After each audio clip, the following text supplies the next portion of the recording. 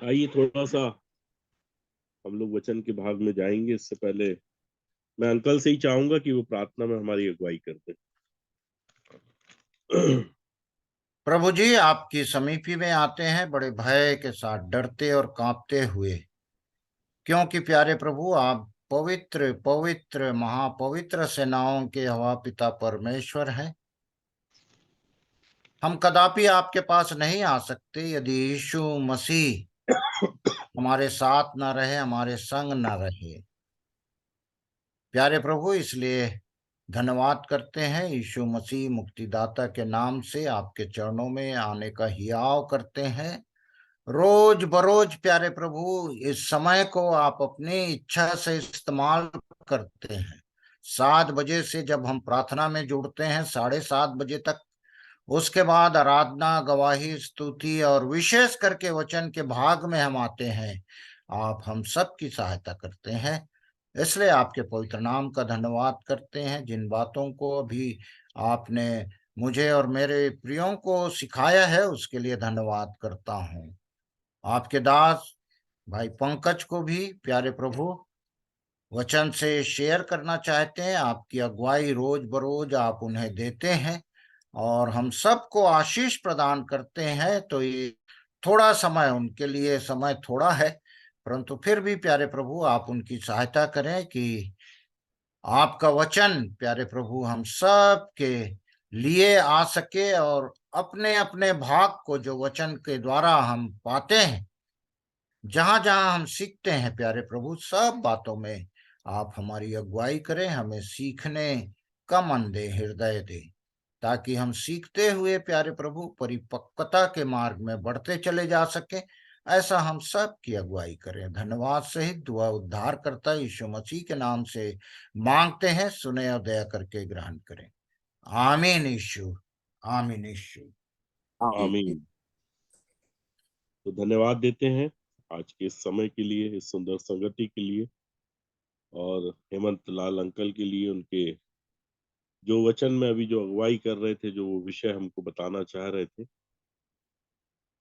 और उन सब बातों के लिए जो हमारे आदरणीय, हमारे प्रियो, हमारे अनुभवी लोगों के द्वारा जो वचन और जो बातें हमारे बीच में बांटी जाती, और भी जितने लोग इस संगति और सहभागिता में जुड़ते हैं, उन सबों के लिए भी मैं परमेश्वर पिता के नाम का हृदय से धन्यवाद देता हूँ। और थोड़ा सा हम वचन के भाग में जाएंगे, और मैं चाहूंगा कि हमारे साथ आप निकाले रोमियो की पत्री उसका पहला अध्याय और उसके 18 पद से। परमेश्वर का क्रोध तो उन लोगों की सब अभक्ति और अधर्म पर स्वर से प्रकट होता है, जो सत्य को अधर्म से दबाए रखते हैं। इसलिए कि परमेश्वर के विषय का ज्ञान उनके मनों में प्रकट है, क्योंकि परमेश्वर ने उन पर प्रकट किया है।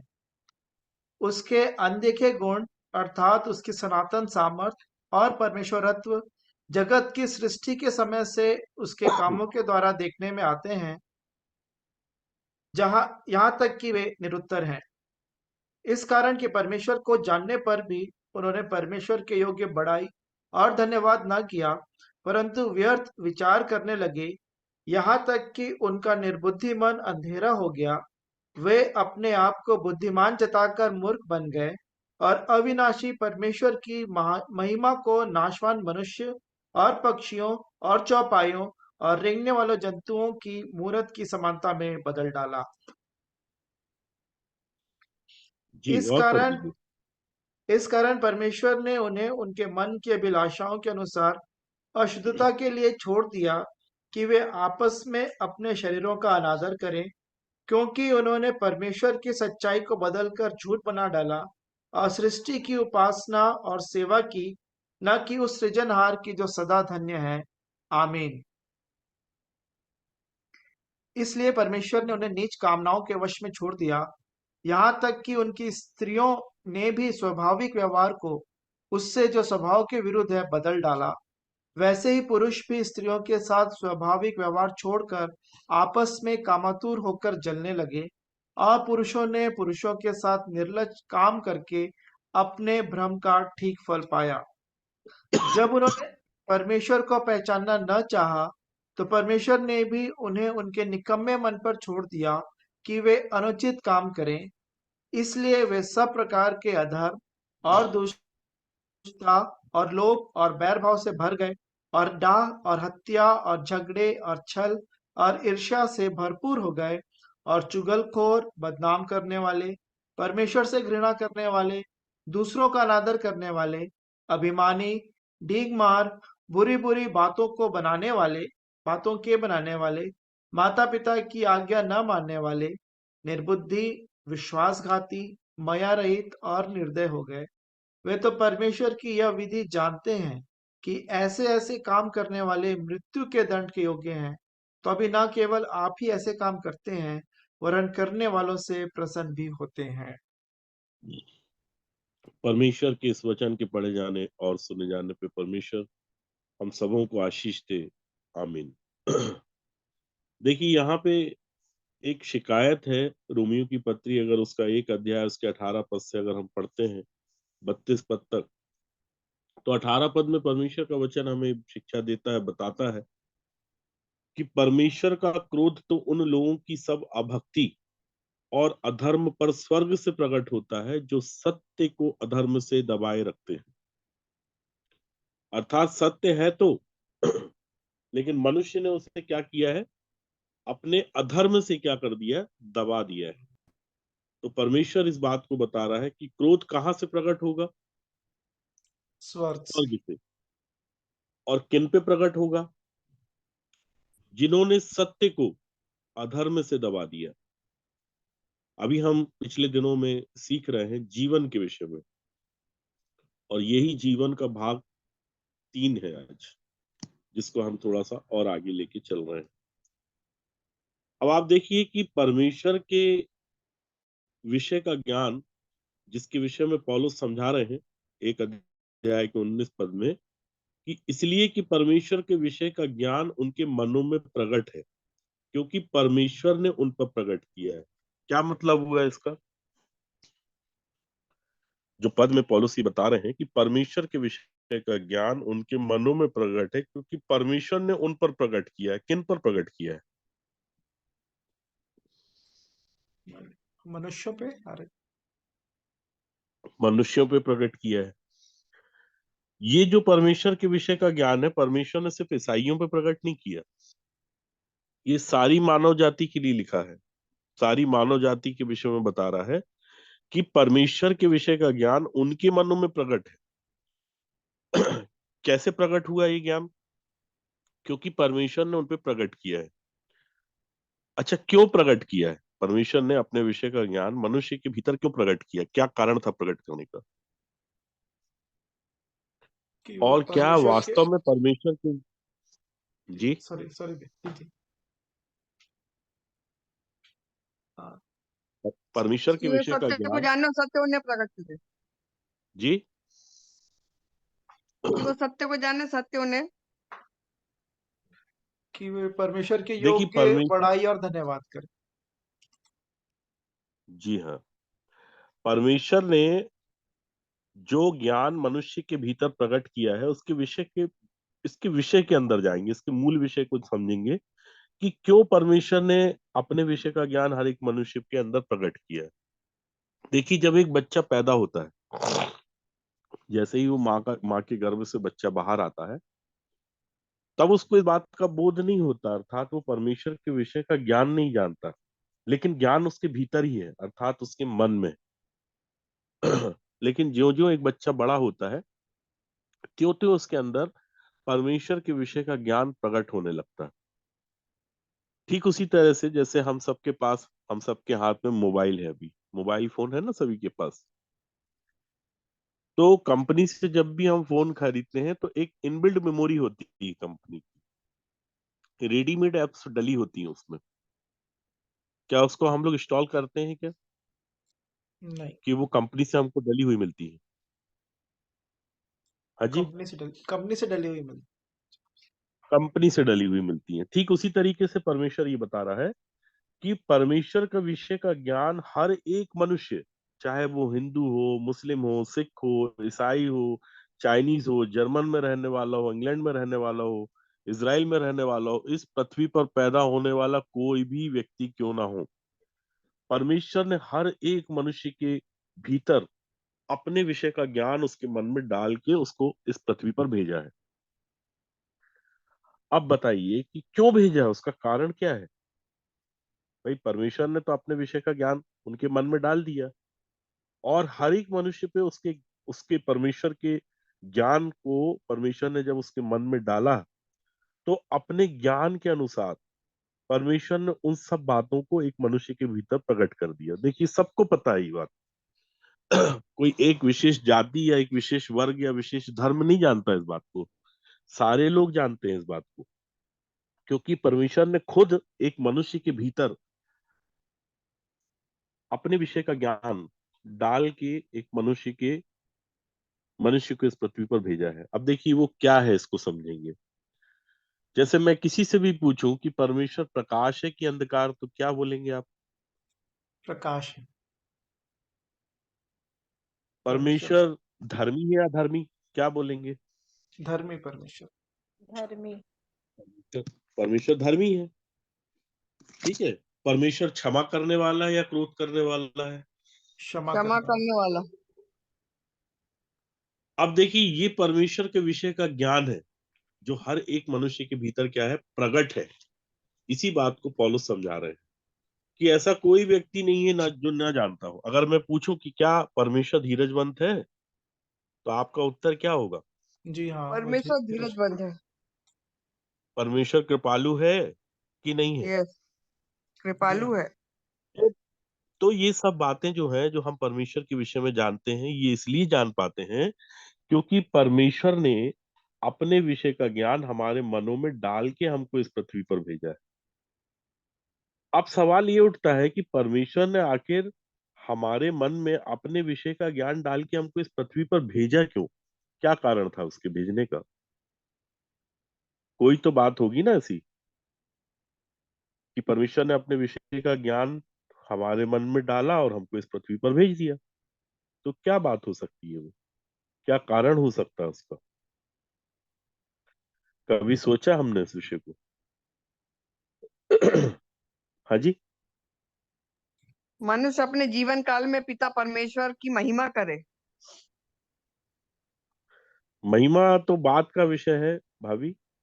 पहली बात यह है कि हम इन गुणों के आधार पे, अर्थात जो परमेश्वर ने अपने विषय का ज्ञान हमारे मन में डाला है, ये कोई भी व्यक्ति हो, कोई भी जाति हो, कोई भी समाज हो, कोई भी वर्ग हो। अभी अगर जेल के अंदर एक कैदी से भी पूछ लेंगे ना कि परमेश्वर अंधकार है कि प्रकाश, तो अगर उससे पूछेंगे तो बोलेगा जो भी है वो प्रकाश है। वो जो भी है वो क्षमा करने वाला है, वो जो भी है वो दया करने वाला है। मतलब उसके क्या है, ये अनदेखे गुण। हम्म। 120 पद में वो बोल रहा है कि उसके अनदेखे गुण, अर्थात उसकी सनातन सामर्थ और परमेश्वरत्व जगत की सृष्टि के समय से उसके कामों के द्वारा देखने में आते हैं, यहां तक कि वे निरुत्तर है। आज मान लीजिए इस विषय को समझाने के लिए थोड़ा सा मुझे पृथ्वी की कुछ बातों का उदाहरण लेना होगा। मान लीजिए कि हमारे बीच में से कोई व्यक्ति मिस हो जाता है, गुम जाता है, और हम अगर पुलिस में जाते हैं रिपोर्ट लिखाने के लिए, तो रिपोर्ट लिखाने के लिए हमको पुलिस स्टेशन में कौन कौन सी जानकारियां पुलिस वालों को देनी होगी? फोटो देना पड़ेगा, कैसे दिखते हैं, हाइट है, कपड़े कौन से पहने हुए थे, कब गुम हाँ। हुए, हाँ। कैसे, और उनके बारे में थोड़ा बताना पड़ेगा, मानसिक स्थिति कैसी थी, कुछ हुआ जी, तो नहीं था घर में। बिल्कुल सही। देखिए अमन भाई ने बिल्कुल सही बात बताई कि अगर एक व्यक्ति गुम हो जाता है तो पुलिस वाला कैसे जाने कि भाई कौन गुम हो गया, हम कैसे ढूंढ के लाएं? तो उसके लिए उसका नाम बताना पड़ेगा, उसकी फोटो देनी पड़ेगी, ठीक है, उसकी कद काठी बतानी पड़ेगी, कौन से कपड़े पहन के गया, कौन से रंग का था, है ना, कितनी हाइट, कितनी हेल्थ थी उसकी, कितने बजे गया, ये सब बातें बताना। मतलब इसके आधार पे पुलिस वाला उस व्यक्ति को ढूंढेगा।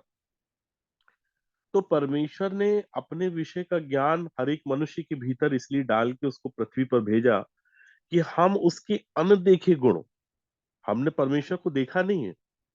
आज हर एक व्यक्ति बोल रहा है कि परमेश्वर प्रकाश है, अभी आप लोगों ने बोला ना। अब अगर मैं किसी भी एक व्यक्ति से पूछूं कि भैया आपने इतनी बातें परमेश्वर के विषय में बता दी, तो क्या अमन भाई आपने परमेश्वर को देखा है? नहीं। देखा। तो आप कैसे जानते हो कि परमेश्वर प्रकाश है, परमेश्वर ज्योति है, परमेश्वर धीरजवंत है, परमेश्वर दयालु है, परमेश्वर कृपालु है? आप कैसे जानते हो इस बात को? उनके गुणों के कारण। उनके गुणों के कारण। अब देखिए, प्रभु यीशु मसीह के आने के पहले हम परमेश्वर के गुणों को तो जानते थे, ठीक है।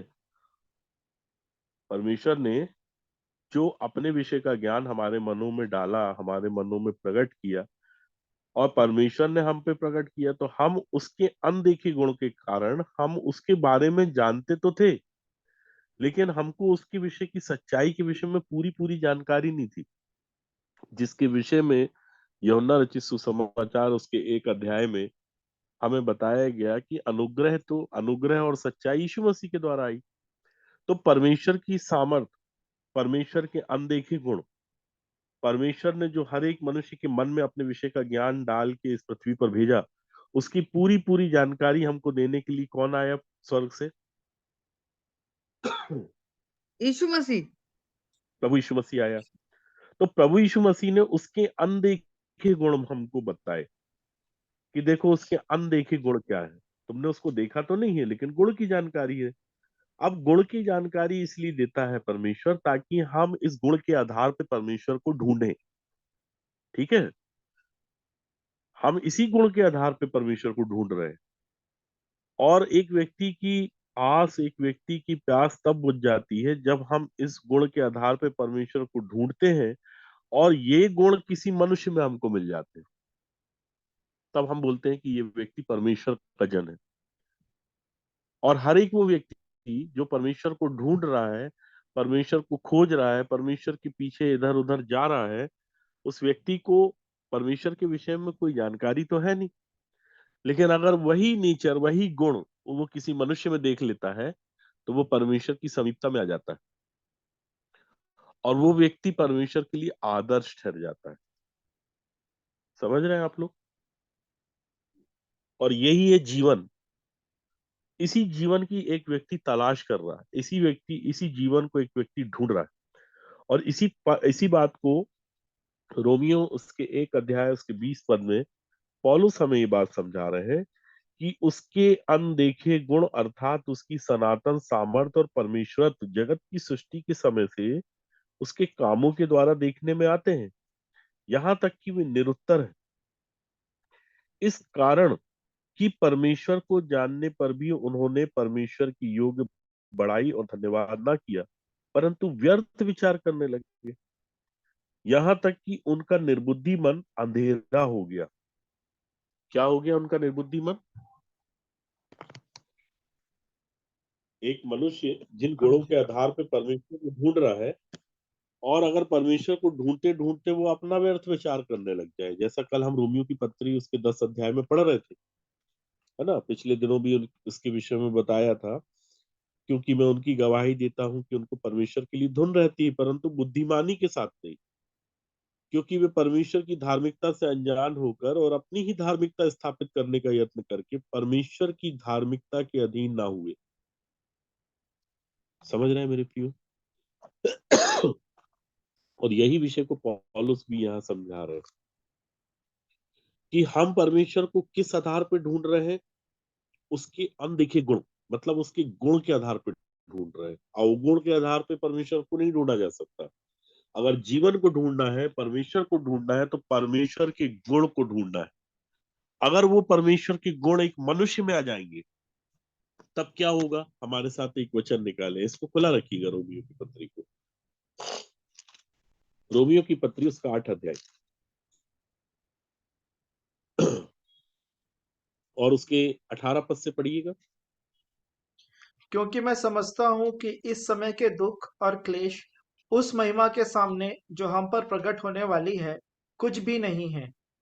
क्योंकि सृष्टि बड़ी आशा भरी दृष्टि से परमेश्वर के पुत्रों के प्रकट होने की बाट जो रही है। बस क्योंकि बस बस बस। अब आप देखिए कि जो परमेश्वर के अनदेखे गुण हैं उसके विषय में पौलुस ही रोमियो की कलीसिया 1 अध्याय में ये बात बता रहा है, और 8 अध्याय के 18 और 19 पद में ये बात बता रहा है। क्योंकि मैं समझता हूं कि इस समय के दुख और क्लेश उस महिमा के सामने जो हम पर प्रकट होने वाली है। किस पर प्रकट होने वाली है? हम पर। कुछ भी नहीं है, बोलता है ये क्लेश कुछ भी नहीं है, ये दुख कुछ भी नहीं है। कौन सी महिमा हम पे प्रकट होने वाली है? तो वो बता रहा है, क्योंकि सृष्टि बड़ी आशा भरी दृष्टि से परमेश्वर के पुत्रों के प्रकट होने की बाट जो रही। तो ये पुत्र कब प्रकट होंगे? मरने के बाद? जीवित हाँ, रहते हुए, अभी अभी जीवित रहते हुए। मतलब जीवित रहते हुए जो भी परमेश्वर का पुत्र बन जाएगा, कौन सा पुत्र बन जाएगा? इसी के 23 पद को पढ़िए। और केवल वही नहीं, पर हम भी, जिनके पास आत्मा का पहला फल है, आप ही अपने में कराते हैं और लेपालक होने की अर्थात अपनी देह के छुटकारे की बाट जोहते हैं। जो लेपालक पुत्र बन जाएगा, जो अपनी इस देह में रह के करा रहा है, जो इस पीड़ा से परेशान है कि प्रभु मुझे अपना लेपालक पुत्र बना दीजिए, तो कौन व्यक्ति अपनी इस देह में रह के कराता है? जिसके विषय में पौलुस बता रहा है कि केवल वही नहीं, पर हम पर भी, जिनके पास आत्मा का पहला फल है, अपने ही में कराते और ले पालक होने की अर्थात अपने देह के छुटकारे की बाट जोते हैं। तो ऐसा कौन सा मनुष्य है जो कराता है? और वो कराने वाला मनुष्य कैसा रहता है? इसी रोमियो के अध्याय, उसके 7 अध्याय के 24 पद को पढ़िए।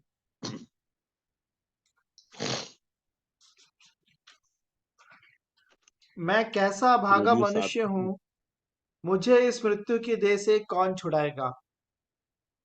मतलब पौलुस जिस समय रोमियो 7 अध्याय के 14 पद से लिखना चालू किया, तो 24 पद में आके वो कहता है कि मैं कैसा अभागा मनुष्य हूँ, मुझे इस मृत्यु की देह से कौन छुड़ाएगा। इसको बोलते हैं कराहना। वो करा रहा था। वो करा इसलिए रहा था कि इच्छा तो है परमेश्वर मुझ में, मेरे भीतर इच्छा है कि मैं भले काम करूं, लेकिन अकेले इच्छा करने से मैं कुछ कर नहीं पा रहा हूं। और यही मनुष्य कह रहा था कि मैं भीतरी मनुष्यत्व से तो परमेश्वर की व्यवस्था से बहुत प्रसन्न रहता हूं प्रभु जी, परंतु मुझे मेरे अंगों में दूसरे प्रकार की व्यवस्था दिखाई देती है, जो मेरी बुद्धि की व्यवस्था से लड़ती है और मुझे पाप की व्यवस्था के बंधन में डालती है जो मेरे अंगों में है। ऐसा एक व्यक्ति छाती पीट के कराता है मेरे प्रियो, और वो अपने देश के छुटकारे की बाट जोता है। और वो इसलिए कराता है ताकि परमेश्वर उसको ले पालक होने की अर्थात अपने देह की छुटकारे के लिए, छुटकारे की जो बाट जोते हैं, उन्हें अपना पुत्र बना ले। और ऐसा मनुष्य बहुत कराता है मेरे प्रियो। और परमेश्वर इसी कराहने को सुन के ना स्वर्ग से उसकी सहायता के लिए भेजता है, अपने पुत्र को भेजता है। और जब जब भी लोगों ने कराहा है परमेश्वर के सामने, परमेश्वर ने उनकी विनतियों को सुना है और अपने पुत्र को भेजा है। जल्दी से हमारे साथ एक क्वेश्चन निकालिए, रोमियो की पत्री उसका 11 अध्याय।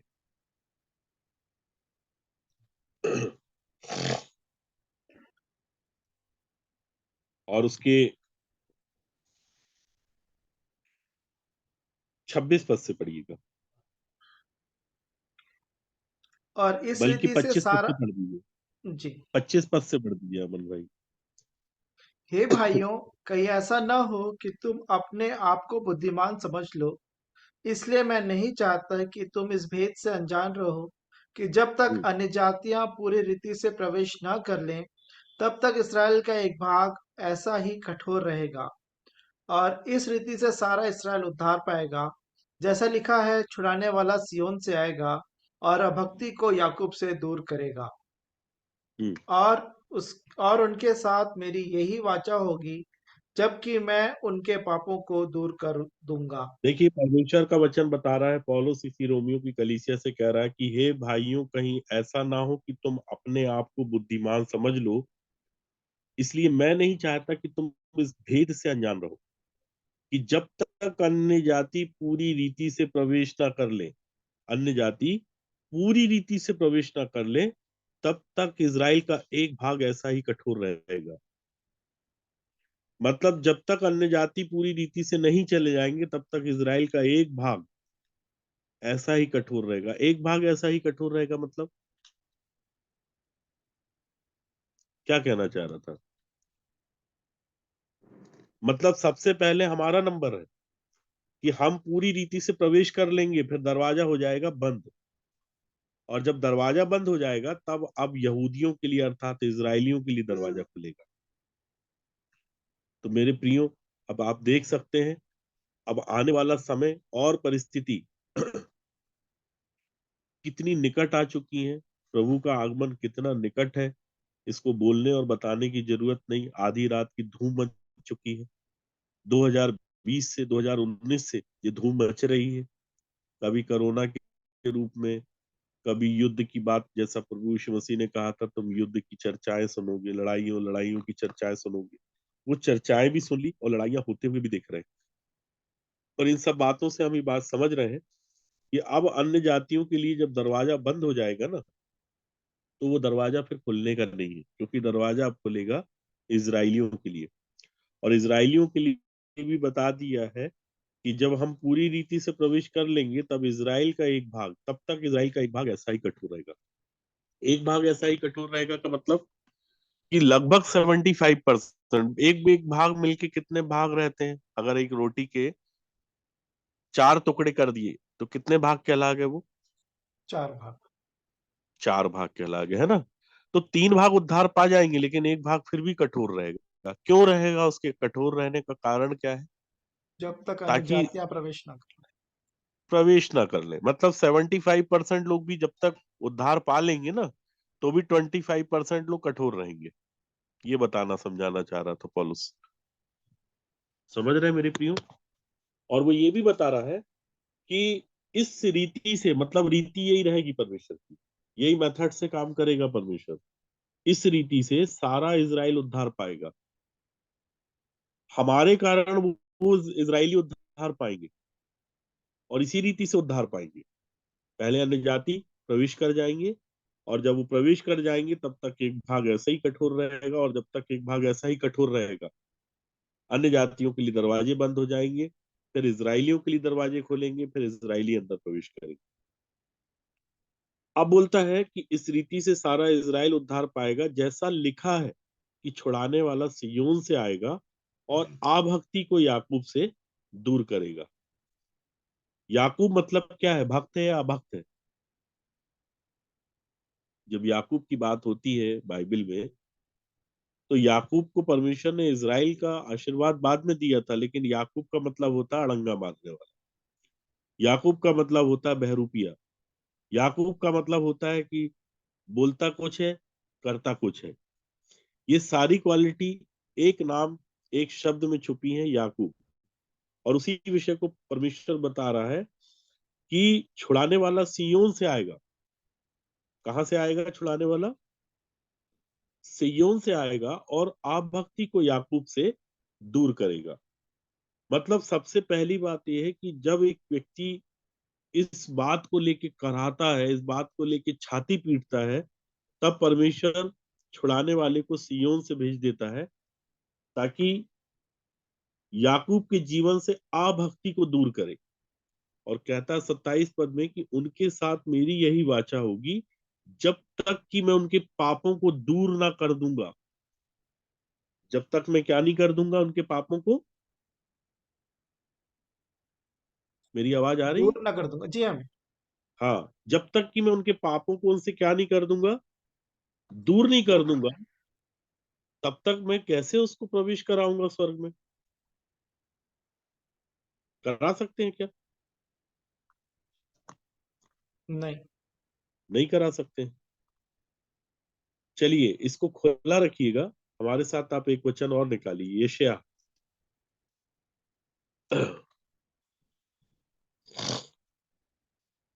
यहाँ इतनी बातों को सुन के समझ के हम लोग पूरी बात समझ ले पॉसिबल नहीं है, इसलिए हम यशायाह से समझेंगे। यशायाह उसका 59।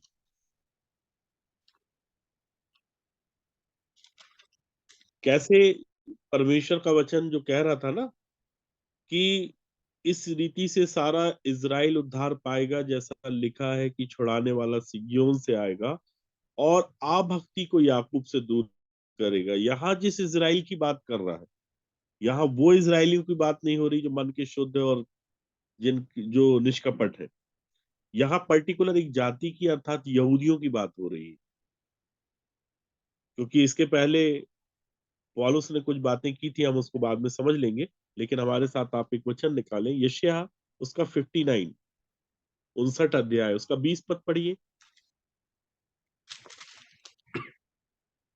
याकूब में जो अपराध से मन फिराते हैं, उनके लिए सियोन में एक छुड़ाने वाला आएगा। यहोवा की यही वाणी है। यहोवा यह देखिए अब कहता है, किसके लिए परमेश्वर भेजेगा? याकूब परमेश्वर में किसके लिए अपने पुत्र को भेजेगा? जो अपने अपराध से मन फिराते हैं, याकूब। जो अपने अपराध से मन फिराते हैं। जो अपने अपराध से मन नहीं फिराएंगे, उनके लिए क्या सियोन से छुड़ाने वाला आएगा? नहीं आएगा। नहीं आएगा। यही बात तो पौलुस समझा रहा था रोमियो की कलीसिया, उसके 11 अध्याय उसके 26 पद में, कि इस रीति से अर्थात जो याकूब में ये अपराध से मन फिराते हैं, ठीक है, इस रीति से छुड़ाने वाला सियोन से आएगा और अभक्ति को याकूब से दूर करेगा। अभक्ति अर्थात एक मनुष्य का पाप और अपराध में पड़ा जाने वाला जीवन। जो व्यक्ति पाप और अपराध में अपना जीवन बिताता है, उसके लिए तो परमेश्वर तभी अपने पुत्र को भेजेगा जब एक व्यक्ति याकूब में याकूब में जो अपराध से मन फिराते हैं, उनके लिए सियोन से एक छुड़ाने वाला आएगा। यहोवा की यही वाणी। और इसीलिए 27 पद को जब हम रोमियो के पढ़ रहे थे, तो वहां लिखा है कि उनके साथ मेरी यही वाचा है, यही एग्रीमेंट है, यही वाचा है कि जब तक कि मैं उनके पापों को दूर ना कर दूं। पापों को तो तभी दूर करेगा ना जब एक व्यक्ति अपराध से मन फिराएगा, और जब मन ही नहीं फिराएगा तो कैसे परमेश्वर भेजेगा पुत्र को सहायता के लिए? भेज सकता है क्या? हाँ जी, नहीं। नहीं नहीं। नहीं भेजेगा। और हमने परमेश्वर के अनदेखे गुणों को जाना है, अनदेखे गुणों को समझा है, और हर एक व्यक्ति जानता है कि परमेश्वर के अनदेखे गुण क्या है। परमेश्वर क्या है? सत्य है कि असत्य है? सत्य है। परमेश्वर तो सत्य है, लेकिन मनुष्य क्या कर रहा है? अधर्म से दबा रहा है। मन परमेश्वर हमेशा जब भी बोलता है तो सत्य बोलता है। इसलिए तो प्रभु यीशु मसीह ने बोला, मैं तुमसे सच सच सच कहता हूँ, अर्थात मैं सत्य हूं और मैं सत्य ही कह रहा हूँ, सच ही कह रहा हूँ। लेकिन मनुष्य क्या कह रहा है आज? झूठ। तो परमेश्वर का क्रोध तो उन लोगों की सब अभक्ति और अधर्म पर स्वर्ग से प्रकट होता है, तो सत्य को अधर्म से दबाए रखते हैं।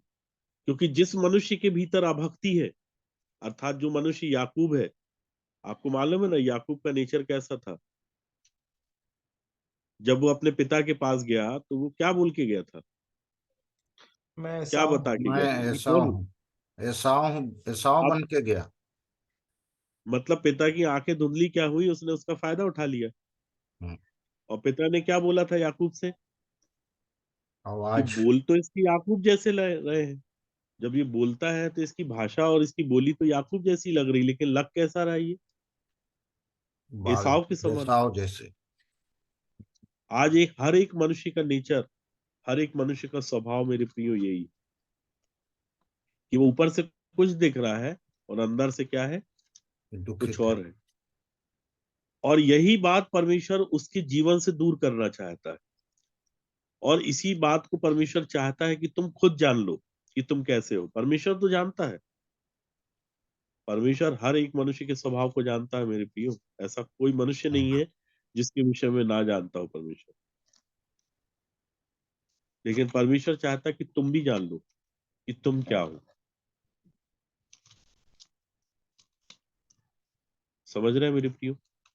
और यही अभक्ति को जब तक एक मनुष्य के भीतर से दूर ना कर दे परमेश्वर, तब तक उसको स्वर्ग लेके नहीं जाएगा। कि जाएगा? नहीं ले जाएंगे। नहीं जाएगा। और परमेश्वर का वचन तो ये भी बोल रहा है कि इस कारण कि परमेश्वर को जानने पर भी उन्होंने परमेश्वर की योग्य बड़ाई और धन्यवाद नहीं किया, जबकि उनको क्या करना था? परमेश्वर की महिमा करनी थी, परमेश्वर की बड़ाई करनी थी, परमेश्वर का धन्यवाद करना था। किया क्या उसने? नहीं किया। नहीं किया। तो जिस समय याकूब ने पिता के आशीर्वाद को चुराया और पिता ने आके पूछा, पिता ने पुत्र से पूछा, अर्थात याकूब से पूछा कि हे मेरे पुत्र, तू कौन है? आज भी पिता पूछता है, तू कौन है? उत्पत्ति का सबसे पहला क्वेश्चन क्या था? सबसे पहला प्रश्न परमेश्वर ने उत्पत्ति में क्या किया था? आदम तू कहाँ है? आदम तू कहाँ? कहाँ है? आज भी परमेश्वर यही बात पूछता है हर एक आदम से कि तू कहाँ है, तू कौन है? तो मनुष्य ये नहीं बता पाता कि मैं असत्य हूँ प्रभु, मैं मानता हूं कि तू सत्य है, लेकिन मैं क्या हूं? असत्य हूं। मैं मानता हूं कि तू धीरजवंत है, लेकिन मैं क्या कर रहा हूं? मैं मानता हूं कि तू विलंब से कोप करने वाला है, और मैं तुरंत गुस्सा कर देता हूं, मैं तुरंत चीखने चिल्लाने लगता हूं। और इसी कारणों से परमेश्वर ने क्या करा है? मनुष्य को छोड़ दिया है। अमन भाई पढ़िए 1 अध्याय के 24 पद को, रोमियो 1 के 24 को। इस कारण परमेश्वर ने उन्हें उनके मन की अभिलाषाओं के अनुसार अशुद्धता के लिए छोड़ दिया है कि वे आपस में अपने शरीरों का अनादर करें। 26 पद को पढ़िए। इसलिए परमेश्वर ने उन्हें नीच कामनाओं के वश में छोड़ दिया, यहाँ तक कि उनकी स्त्रियों ने भी स्वाभाविक व्यवहार को उससे जो स्वभाव के विरुद्ध है बदल डाला। 28 पद को पढ़िए। जब उन्होंने परमेश्वर को पहचानना न चाहा, तो परमेश्वर ने भी उन्हें उनके निकम्मे मन पर छोड़ दिया कि वे अनुचित काम करें। अब देखिए, परमेश्वर ने हर एक बात में, हर एक पद में ये बात बता रहा है कि परमेश्वर ने छोड़ दिया, परमेश्वर ने छोड़ दिया, परमेश्वर ने छोड़ दिया। और अगर वास्तविक रूप से परमेश्वर ने छोड़ दिया तो मनुष्य को क्या करना पड़ेगा?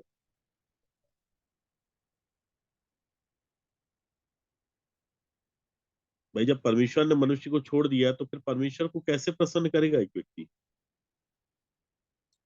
मन फिराने से। मन फिरा के। क्योंकि जब तक एक मनुष्य वास्तविक रूप से मन नहीं फिराएगा, क्योंकि परमेश्वर क्या करेगा? याकूब से अभक्ति को दूर करेगा। और हर एक मनुष्य को ये बोलना पड़ेगा कि हे परमेश्वर, मैं याकूब हूँ। जल्दी से हमारे साथ आप एक वचन और निकालिए, इसको खुला रखिएगा। उत्पत्ति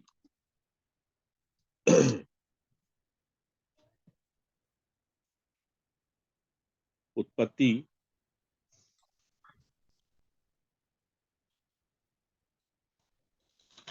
और उसका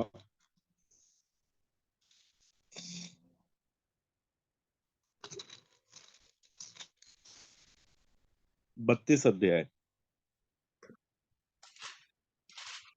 हम पूरा पूरा नहीं पढ़ाएंगे आपको, मतलब की बात बस आपके सामने रखेंगे, सार परोसेंगे। 32 अध्याय और उसके 22 पद से ही पढ़ लीजिएगा।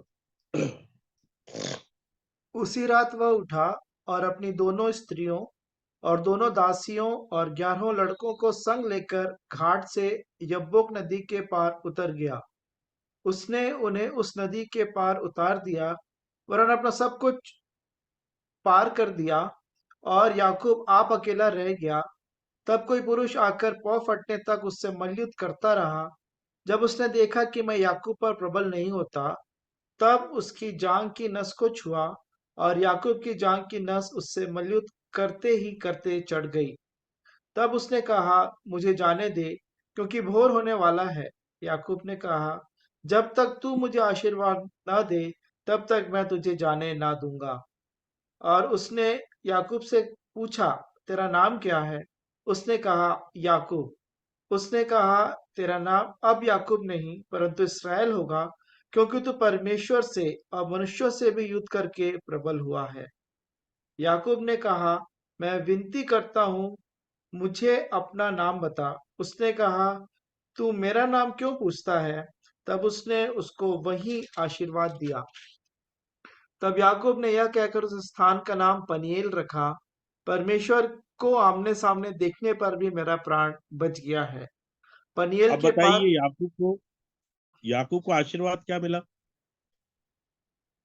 कि तेरा नाम अब याकूब से देखिए, इसराइल जब हो। मल्लयुद्ध की बात आती है तो हमारे दिमाग में ऐसा लगता है कि जैसे याकूब कुश्ती लड़ रहा था, है ना। सभी हमारे प्रिय प्यारे यही बात सोचते होंगे।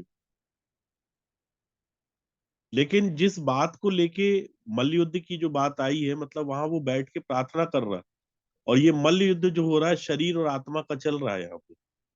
और वो विषय जो था वो प्रार्थना का विषय था, क्योंकि याकूब ने सबको, अर्थात अपने दासों को, दासियों को, स्त्रियों को, लड़कों को, सबको घाट के पार उतार दिया है।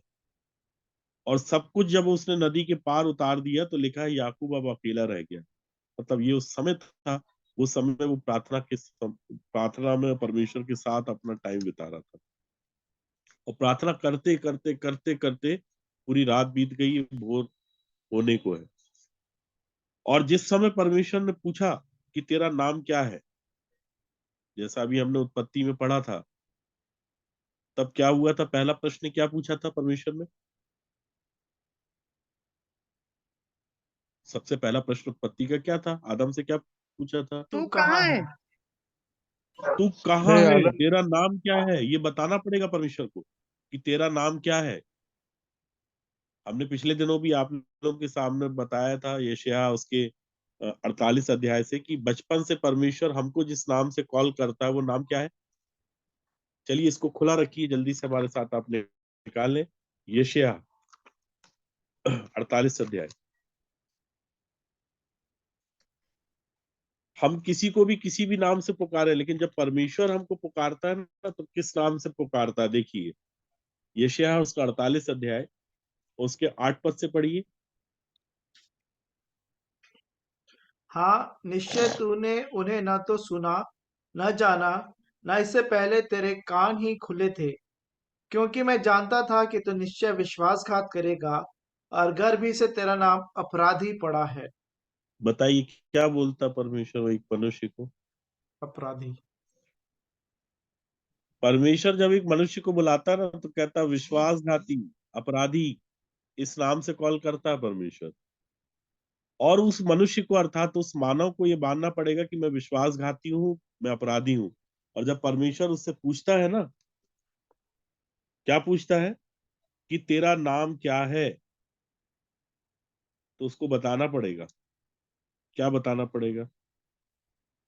कि मैं क्या कि हूँ? मैं अपराधी हूँ। याकूब हूँ, मैं अपराधी हूँ प्रभु। मैं क्या हूँ? विश्वासघाती हूँ। ये बोलना पड़ेगा उसको। इसी को तो बोलते मुंह से अंगीकार करना। तेरा नाम क्या है? मेरा नाम अपराधी है प्रभु। मेरा नाम पंकज नहीं है, मेरा पंकज साइमन नाम नहीं है, मैं एक अपराधी हूँ, मैं एक विश्वासघाती हूँ, मैं एक पापी मनुष्य हूँ प्रभु।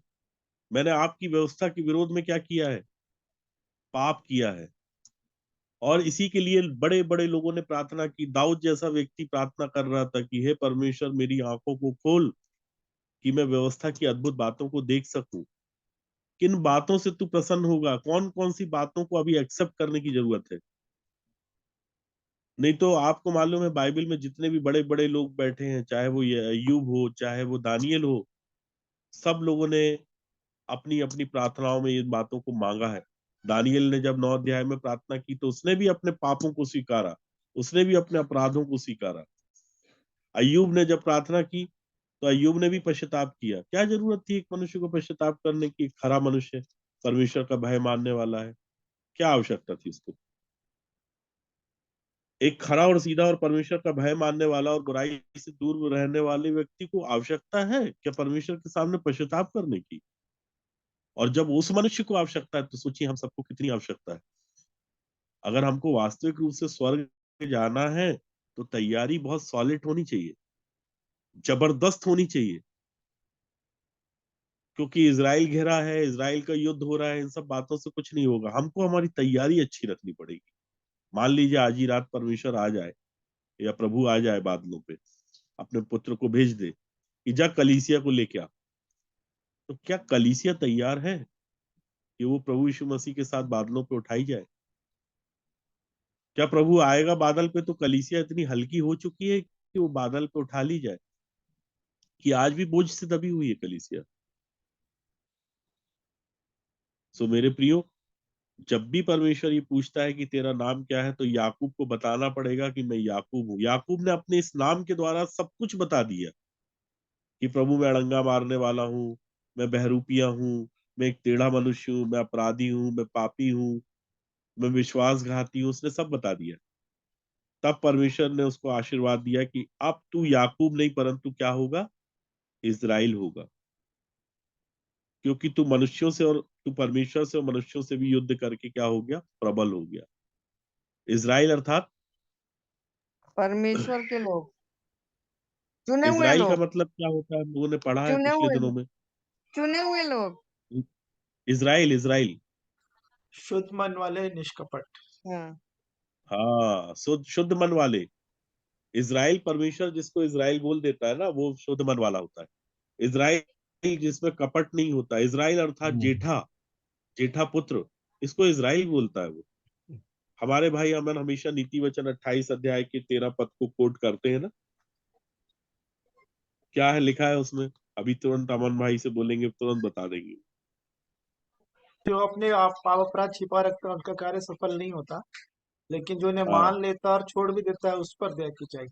उस पर दया की जाएगी। उसके लिए परमेश्वर अपने पुत्र को सिय्योन से भेजेगा इस पृथ्वी पर, कि अब इसको याकूब से क्या बना दे, इज़राइल बना दे। ये कितना भी टेढ़ा व्यक्ति था, कितना भी अड़ंगा मारने वाला था, कितना भी बड़ा अपराधी था, कितना भी बड़ा पापी था, कुछ भी था ये, अब इसको शुद्ध मन वाला बना दे। अब इसको क्या बना दे तू?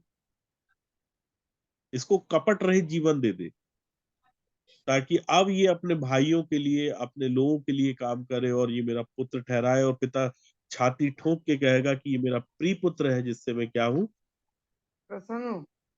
प्रसन्न हूं। अत्यंत प्रसन्न।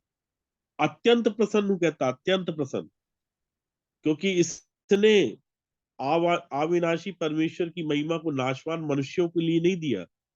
किसी मनुष्य को महिमा नहीं दी। इसने किसको महिमा दी है? परमेश्वर को महिमा दी। पौलुस ने कभी नहीं कहा कि मुझे महिमा दो। पौलुस ने ये कहा, कुरिन्थियों की पत्री को जब लेटर लिखा, उसने 11 अध्याय के एक पद में कहा, तुम मेरी सी चाल चलो, तुम्हारा चाल चलन मेरे जैसा होना चाहिए। क्यों चलो? क्योंकि मैं भी किसी के पद चिन्हों पे चल रहा हूं, अर्थात मैं प्रभु यीशु मसीह के पद चिन्हों पे चल रहा हूं। और जब भी लोगों ने महिमा देनी चाहिए, तो पौलुस ने अपने कपड़े फाड़ लिए। आपने पढ़ा होगा प्रेरितों के काम में। अभी समय का अभाव है, समय हो चला है, इसलिए मैं इन विषयों को ज्यादा खुलाना नहीं चाहता हूँ। लेकिन ये सब विषय आप लोगों ने पढ़े कि जब पौलुस को लोगों ने ईश्वर कहा, लोगों ने महिमा, परमेश्वर से ज्यादा महिमा दी, तो उसने तुरंत बोल दिया कि भाई मेरे को महिमा मत दो, मैं तो तुम्हारा भाई हूं। और भी आपके सामने एक वचन आपके सामने खुलवाऊंगा, और उसके बाद मैं आगे का भाग भाई अमन को दूंगा। हमारे साथ आप निकाले प्रकाशित वाक्य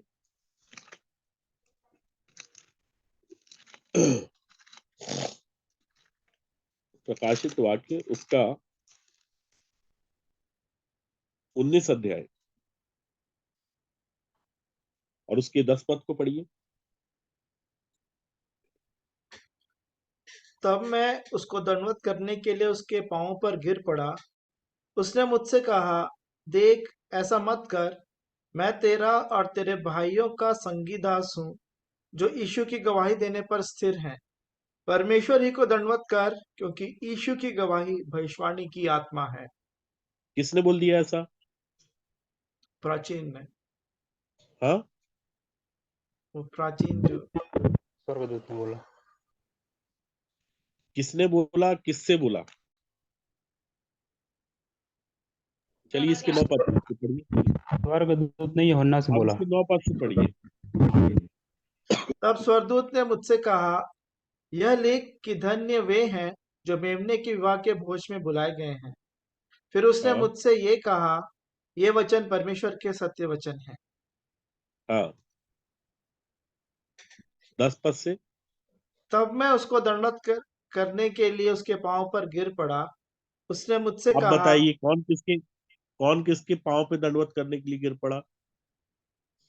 यूहन्ना स्वर्गदूत के। हाँ, देखिए यूहन्ना जब सरदूत के पांव पे गिर पड़ा तो सरदूत ने क्या कह दिया कि परमेश्वर ही को दंडवत कर।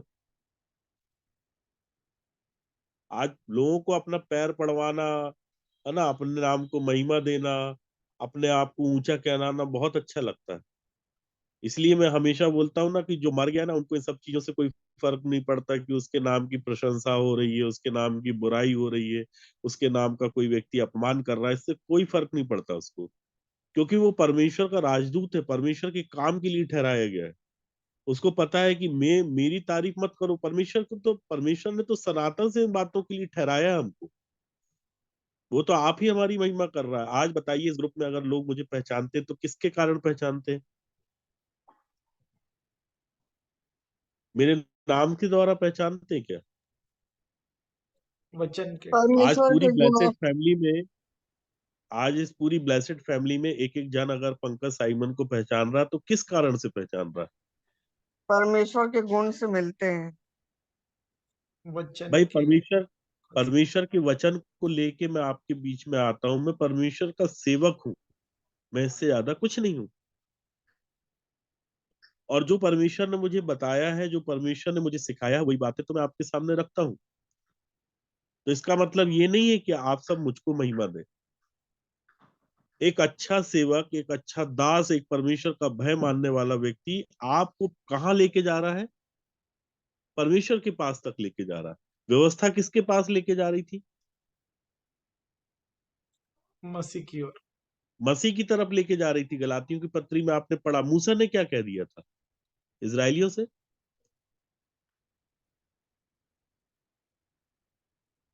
मूसा ने भी तो कुछ कहा था ना, प्रभु यीशु मसीह के विषय में कुछ इशारा दिया था कि जो मेरे बाद आने वाला है, तुमको उसकी क्या करना है? सुनना है कि नहीं सुनना? सुनना है। मूसा ने भी यही बात तो कहा था इजराइलियों से कि जो मेरे बाद आने वाला है ना, तुमको उसकी सुनना है, क्योंकि वो मुझसे बड़ा है। यूहन्ना ने भी यही बात बोला था। यूहन्ना के चेले जब प्रभु यीशु मसीह के पीछे चले तो क्या कोई फाइट हो रही थी क्या यूहन्ना की यीशु मसीह से? क्या लड़ाई झगड़ा किया उसने? चेले जब प्रभु यीशु मसीह के पीछे चले गए तो भाई वो तो यीशु के पास ही भेजना चाहता। आज हम लोग जो भी बातें बोलते हैं, जितने भी लीडर्स हैं यहाँ पे, वो कहाँ लेके जाना चाह रहे हैं, किसके पास लेके जाना चाह रहे हैं? उनको सबको पता है ये भेड़ें किसकी है, परमेश्वर की भेड़ें। ठीक है, महान रखवाला कौन है? यीशु, प्रभु यीशु मसीह। प्रभु यीशु मसीह है महान रखवाला। और एक दिन आएगा कि हमको सारी भीड़ों को, जितने भी लोग तैयार हुए हैं, वो किसके हाथ में सौंपना है? प्रधान रखवाले। प्रधान रखवाले के। ये बात पतरस ने भी बताया। जिस पतरस को सबसे बड़ी जवाबदारी प्रभु यीशु मसीह ने दिया था भेड़ों के, उसने बोला था कि परमेश्वर के उस झुंड की जो तुम्हारे बीच में है, क्या करो? रखवाली करो।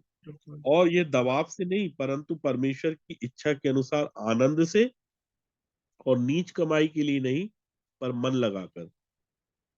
और उसने ये बात अपनी पत्री में भी बता दिया कि जो लोग तुम्हें सौंपे गए हैं उन पर अधिकार न जताओ, वरन झुंड के लिए आदर्श बनो। आज हमारे पास तो परमेश्वर का इतना धन्यवाद करते हैं कि ऐसे ऐसे सेवक मिले जिन्होंने कभी अधिकार नहीं जताया है, वरन झुंड के लिए वो आदर्श बन गए। क्योंकि बोलता है कि जब प्रधान रखवाला प्रकट होगा तो तुम्हें महिमा का मुकुट दिया जाएगा जो मुरझाने का नहीं। जब जिस दिन प्रधान रखवाला प्रकट होगा तो ये सारी भीड़ें उसके हाथ में सौंपी जाएंगी। ये मेरी है, ये तेरी है, ये उसकी है, ये इसकी है, ऐसा सब नहीं होगा। कोई ना मेरी है ना किसी और की है, सब परमेश्वर की भीड़ें परमेश्वर के हाथ में एक दिन सौंप दी जाएंगी। इसलिए पौलुस भी कह रहा था कि ना कोई अपोल्लुस का है ना कोई पौलुस का है, एक लगाने वाला है, एक सींचने वाला है, बढ़ाने वाला तो परमेश्वर है।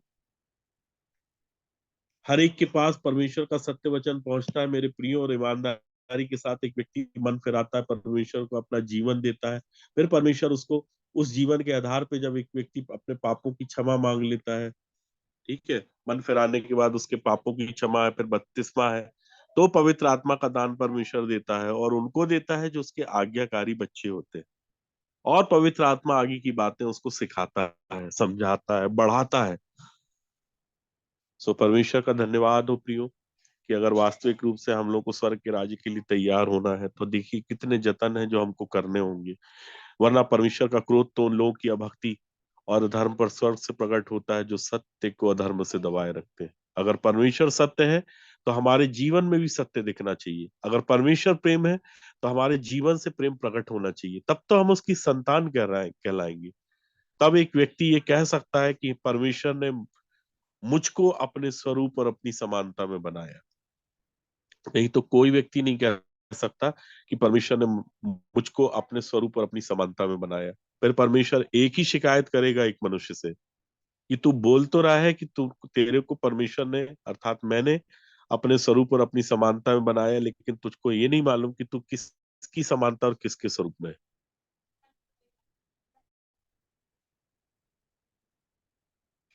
और अगर एक व्यक्ति के जीवन में असत्य है, एक व्यक्ति के जीवन में क्रोध है, तो वो परमेश्वर की समानता और परमेश्वर का स्वरूप नहीं है। फिर वो किसी और के स्वरूप और किसी और की समानता में और भ्रम में अपना जीवन बिता रहा है, गलातियों 4:8 के अनुसार। सो परमेश्वर अपने इन वचनों के द्वारा हम सबों को आशीषित करे मेरे प्रियो। और परमेश्वर चाहता है कि हम परमेश्वर के लिए पूरी तरह से तैयार हों, परमेश्वर की तेजस्वी कलीसिया बने, और ऐसी तेजस्वी कलीसिया बने जिसके द्वारा अन्य जाति लोग जो मसीह के ऊपर आशा करते हैं, जब वो हमारे पास आए तो हमारे जीवन में वो परमेश्वर के गुण दिखें, कि वो भी ये बात कहें कि हाँ, ये परमेश्वर के पुत्र हैं, और हमारे द्वारा परमेश्वर को महिमा मिलने पाए। सो आगे का भाग मैं भाई अमन को दूंगा, और धन्यवाद दूंगा कि समय जो आपने हमें दिया। परमेश्वर हर एक बातों में सबों को आशीषित करे, अपने स्वर्ग के राज्य के लिए तैयार करे। आमीन।